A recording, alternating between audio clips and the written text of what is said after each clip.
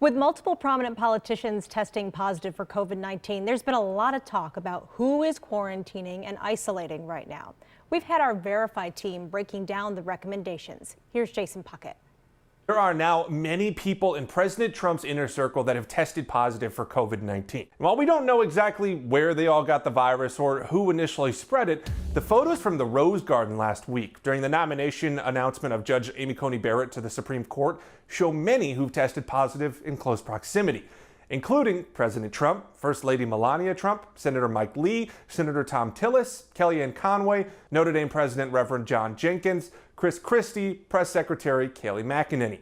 Now, so far, VP Mike Pence and most of this front left row have tested negative. And with this many politicians sick, we wanted to revisit the official guidelines for quarantining and isolating if you're sick. First, what's the difference between quarantine and isolation?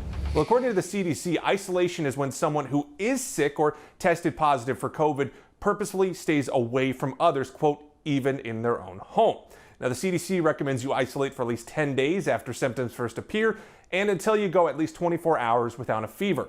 They also say people who test positive but may not have symptoms should still isolate themselves for at least 10 days. Then there's quarantining. Now, this is for people who aren't sick and have not tested positive but have recently come in contact with someone who does have COVID-19. CDC guidelines for quarantine say to stay home for 14 days, check your temperature twice a day, and watch for symptoms of COVID-19. Now, in response to these cases in the government, the Senate has delayed their floor proceedings until October 19th, and Attorney General William Barr is quarantining right now. But VP Mike Pence is not currently quarantining. His physician put out this statement saying, quote, "The vice president is not considered a close contact with any individuals who've tested positive for COVID." Folks, if you've got any other questions you want us to look into, send us an email. With your Verify, I'm Jason Puckett. There it is right there. Just get in touch with us over social media or send us an email. You can send it to verify@WGRZ.com. Well, this is a story that's gotten a lot of interest. The world's largest disco is something that a lot of Western New Yorkers look forward to all year, and it is still happening this year. You're just going to have to do it at home. The organizers just announced today that it is going to be virtual this year, and here is how that is going to work. On November 28th, you'll be able to flip on Star 102.5 starting at 8 o'clock at night and dance along. That's the easy part. The challenge for the organizers is making up the $300,000 that the event normally raises for the great work done at Camp Good Days and Special Times. And joining us live now is Dave Pietrowski, the founder and chairman, working to make sure that this event still happens this year and lives up to its reputation as well. Dave, thanks for being with us. Well, thanks for having me on, Kate. Well, you know, we're talking about a lot of money that the disco raises. How hard is it going to be to get that same buy-in from all those people who love coming to the disco without coming to the disco so you can still raise that amount? It's going to be a real challenge. I mean, our intent here is really just to keep the tradition alive. We've been doing it for 26 years, and we certainly didn't want to take a year off. So in order to make it relevant, we thought that the next best thing we could do, other than an in-person event, which is impossible to replace, would be a virtual event. So we're pretty excited about it, and we're going to try to make it interesting and watchable, and certainly changing the format of a radio station that plays Christmas music for 2 months. That was a pretty big score for us. As someone who has been the last couple of years, I was getting the email update saying stay tuned, and it really seems like you waited just about as long as you could to make the announcement the event would be virtual. How difficult was it to really have to pull the trigger and tell everybody this is what it's going to be this year? Well, it's terrible. I mean, the convention center's closed, the Hyatt is closed. I mean, it's the responsible thing to do. It was really easy. Frankly, we've been working behind the scenes trying to figure out what we could do and you know, what would work. So it was very, very tough. But you know, we're good to go. We're excited about the challenge. We had a good day this morning. We announced that this is what we're going to do, and we've already sold like 200 T-shirts. That was kind of neat, in just probably 6 hours.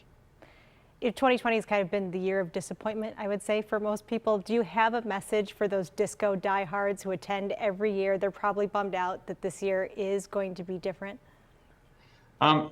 It won't be the same, but it'll be the closest thing you'll be able to get. And there's still a lot of people that come to Buffalo this Saturday of Thanksgiving. It's free, so this may open up the door to a lot of people that have never attended in the past. There's nothing like being in that convention center with the music and the lights and 7,000 people and everyone smiling and laughing and singing along to all the songs. We have gotten a lot of emails from people that plan on having their own little private parties. My daughter wants me to remind them to socially distance and wear a mask when they do that. But so I think this has got some legs and it'll be a unique and interesting event for, hopefully this is the only time we have to do it this way. And obviously, you know, the event itself is just, it's a hoot, it's so much fun, but the cause is so important as in terms of Camp Good Days and all of the work that they do, and you've helped them for so many years. Yeah, it's a great charity. We've got a lot of great charities in Buffalo, but frankly, this one has been really special to me and my family. And we've given camp over $6 million since we started this, and it's not good looking at writing a check for zero with the event not happening. So certainly anything anybody can do would really help out, especially this year. And quickly, Dave, what's the best way for people to help out if they want to? Yeah, the best way to do it is to go to our website. If they go to our homepage, it's theworldslargestdisco.com. And there's all kinds of opportunities to sponsor things for the virtual event. There's T-shirts, there's song sponsors, there's corporate sponsors, and there's some perks that go with it.